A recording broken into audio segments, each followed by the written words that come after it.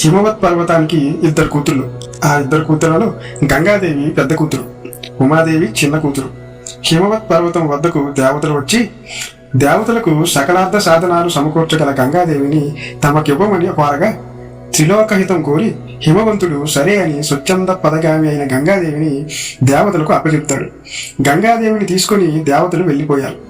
రెండవ కూతురు ఉమాదేవి కఠిన దీక్షతో ఉగ్రమైన తపస్సు చేసింది. అందుచేత ఆమెను హిమవంతుడు అనుకూలపరుడైన రుద్రునికిచ్చి పెళ్లి చేస్తాడు.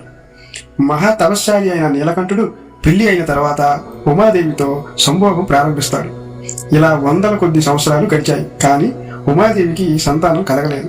అది తెలిసి దేవతలందరూ ఉమాదేవికి పుట్టబోయే కొడుకును ఎవరు భరించగలరు అని భయభ్రాంతులై బ్రహ్మదేవునితో కలిసి ఈశ్వరుని దగ్గరికి వెళ్లి సాష్టాంగపడి, మహాదేవ, మీ తేజస్సు వలన పుట్టే పుత్రుణ్ణి లోకాలన్నీ కూడా భరించలేవు కనుక మీరు సంభోగం నిలిపి వేదోయోక్తమైన యోగం అవలంబించి తపస్సు చేయమని వేడుకుంటారు.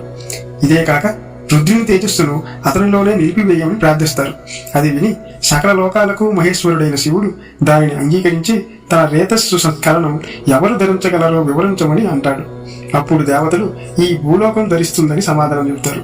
వెంటనే శివుడు తన రేతస్సును విడిచిపెడతాడు. అరణ్యాలు పర్వతాలతో నిండి ఉండిన భూమి అంతా ఆ రేతస్సు వ్యాపించింది.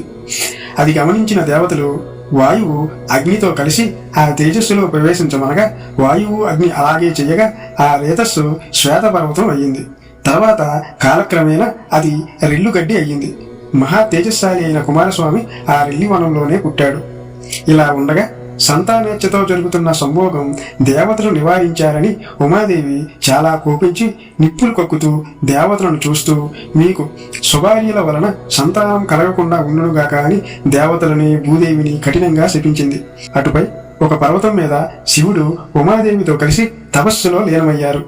దేవతలందరూ బ్రహ్మ దగ్గరకు వెళ్లి, మాకు శత్రు సంహారాధ్యక్షుడైన సేనాధిపతిని అనుగ్రహించావు, కానీ అతను ఇంకా పుట్టనే లేదు. పైగా భగవంతుడైన శివుడు శివశిఖరం మీద ఉమాదేవితో కలిసి తపస్సులో లీనమయ్యారు అని వివరించారు.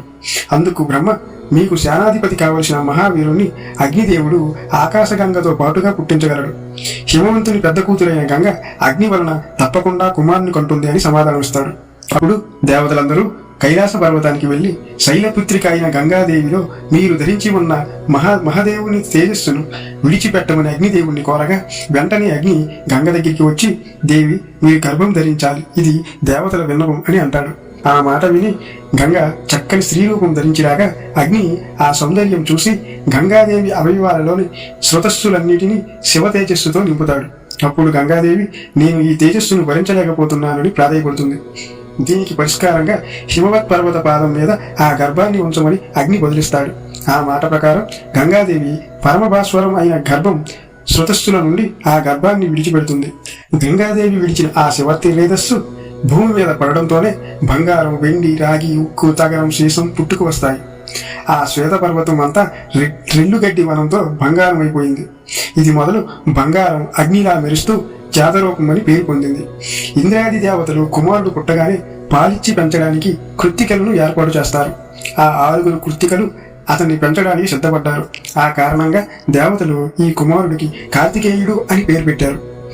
గర్భ పరిశ్రామం కాగా స్కన్నుడైన బాలుణ్ణి కృత్తికలు స్నానం చేయించారు. అగ్నిహోత్రంలాగా ప్రకాశిస్తున్న ఆ కుమారుడు స్కన్నుడైనాడు కనుక దేవతలు ఆ బాలుడికి స్కందడు అని పేరు పెట్టారు. కుమారుని ఆకలి తీర్చడానికి కృత్తికలకు పాలు పుట్టాయి. కుమారుడు 6 ముఖాలు కలవాడై ఏకకాలంలో 6 పాలు తాగి సుకుమార దేహంతో తన అఖండ పరాక్రమం వలన రాక్షస సేనలన్నింటినీ జయించాడు. అగ్నిని పురస్కరించుకుని దేవతలందరూ కుమారునికి దేవసానాధిపత్యం ఇచ్చి అభిషేకించారు. పుణ్యప్రదమైన కుమారస్వామి జననం ఈ విధంగా జరిగింది.